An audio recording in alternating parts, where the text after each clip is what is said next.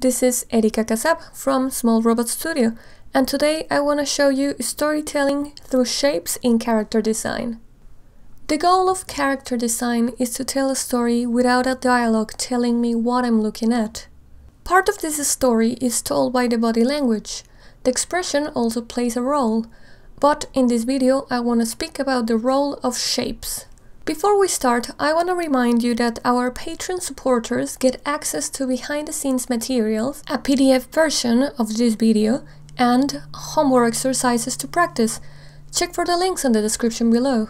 When we break down good design, forgetting about all the detail and everything that is left are shapes, I can still see the nature of each character and I can tell them apart. Why do I read a story on these shapes? It's simple. It's because my mind creates connections with experiences I have. As human beings, we have experiences that are true for most people. For instance, when I see pointy, sharp shapes, I know that they might hurt me. These quote-unquote universal human experiences are known as archetypes, and as designers, we want to use them so people can understand the story of our characters with minimum detail. We are gonna start very simple, just with circles, triangles, and squares. If you have heard about this before, stick around, because this is only the start. As I mentioned before, pointy angles are threatening to us. So, if we are designing a character that carries danger, maybe we want to use triangles. But triangles are not all negative. They also remind us of movement. A body movement will naturally create diagonals, whereas non-action will look vertical or horizontal. So we can also make dynamic characters with triangles.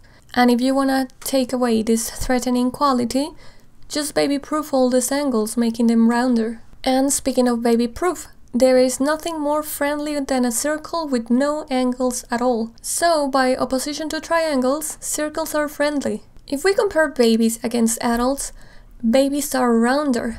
And the fact is that babies are cute, and this is a matter of survival. Babies cannot do anything on their own, but with their cuteness, they get us to do anything they need. So if you want to make your characters young-looking or cute, go for circles. Squares are the reliable shape.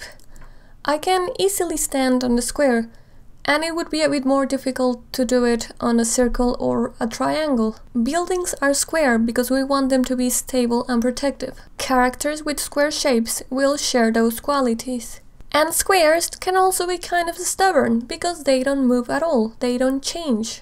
It makes sense to use squares for characters that are set on their ways and don't want to change. These are just a few ideas connected to these shapes. It is a mistake to overlook them just because they are simple. They will only be as simple as you treat them. Remember that it's all about connections.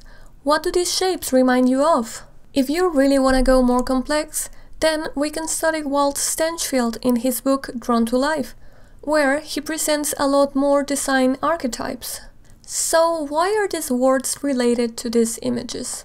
Because that's what they remind me of. Horizontal shapes will be calm, will even be dead, because that's how we rest. We rest in a horizontal position, lying down.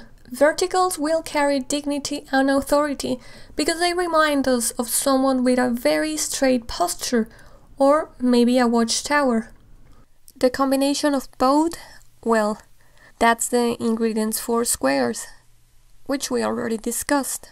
Gothic arches is one of my favorites.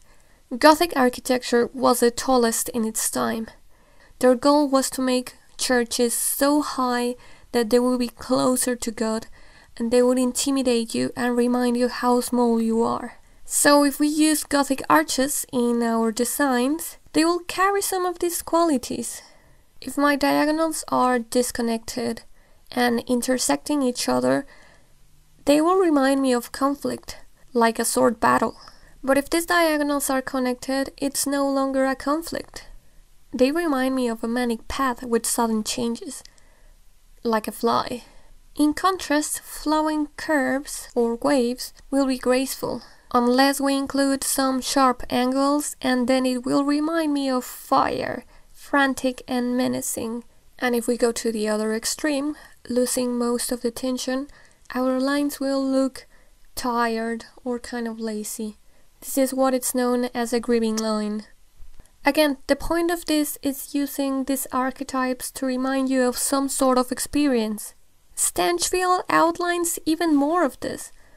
But this is not about learning by memory each one of them, but rather looking around and asking ourselves what can we borrow for our characters. And I can show you how I do it in very early design stages. Every time I do a design, I start with a bunch of different silhouettes.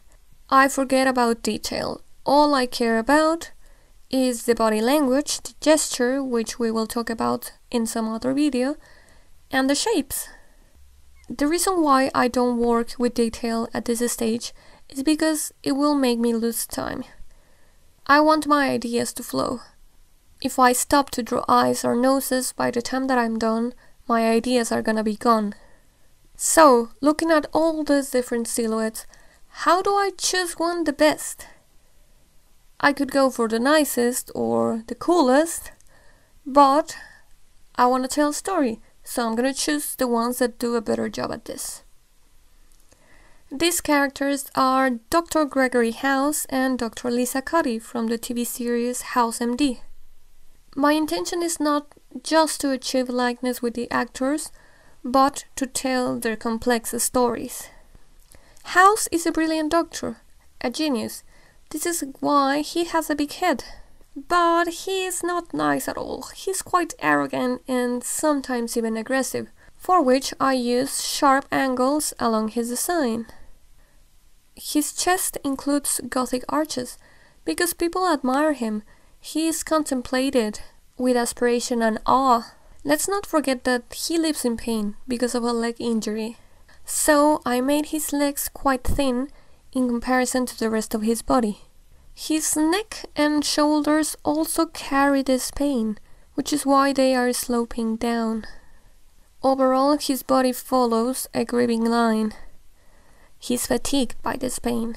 I use the cane and his legs as conflicting diagonals, because there's a lot of disturbance in these characters, but these diagonals are also rising, supporting each other.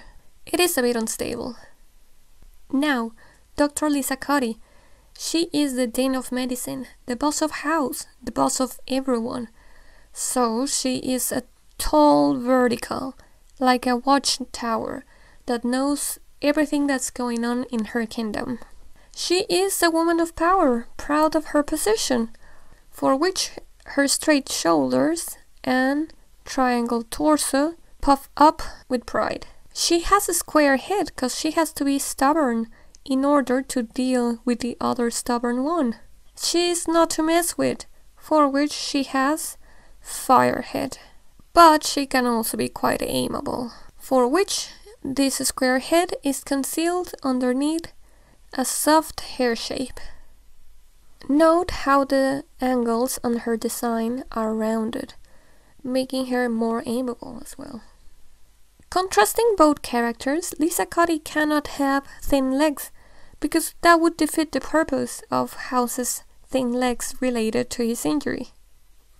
Her silhouette overall is cleaner, with less little details breaking the shapes. This speaks of her impeccable image as a doctor, whereas House couldn't care less. Pay attention to the contrast in size of the shapes of both characters. Cuddy's shapes vary from wide to very thin. These thin connections could snap, they could break. Most of them are concealed with bigger shapes, purposefully hiding her weaknesses. She is quite strong, but she eventually snaps, whereas House is kind of weak, but he never snaps. Therefore, he doesn't have such weak links in his design. Detail is fun to draw, but I don't need it to tell a story. Good character design won't rely on detail. If for some reason I cannot see the detail, let's say I forgot my glasses, I'm still gonna be able to read a big part of the story just through the shapes. So, there you go. Have fun with shapes. That's it for this tutorial. If you find it useful, make sure that you leave a like so other people can find it. And if you haven't already, make sure you subscribe, as we are bringing out CG and illustration tutorials every week. Become a patron and access tutorial assets, bonus content, a private Discord, and more by clicking in the link below.